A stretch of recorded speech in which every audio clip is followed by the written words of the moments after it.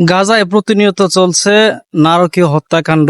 সেখানে নারী শিশু সহ প্রতিদিন শত শত মানুষ মারা যাইতেছে।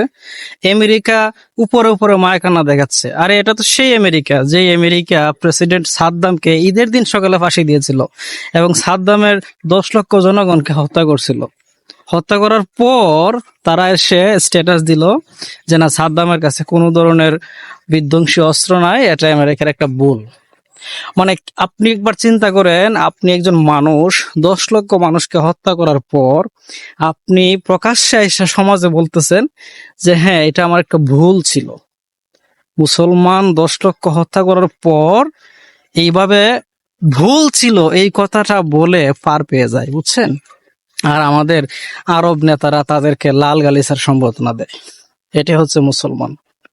রাসূল সাল্লাল্লাহু আলাইহি সাল্লাম বলছিলেন, যতদিন পর্যন্ত আমার উম্মত কোরআন এবং সুন্নাহকে সমুন্নত করে ধরে রাখবে, তাদেরকে কেউ পরাস্ত করতে পারবে না। এই দুইটা জিনিস থেকে যখন তারা বিচ্যুতি হয়ে যাবে, তাদের পতন, দুর্দশা কেউ ঠেকাতে পারবে না। আমার মনে হয় সেই দিনটা আমরা পার করতেছি।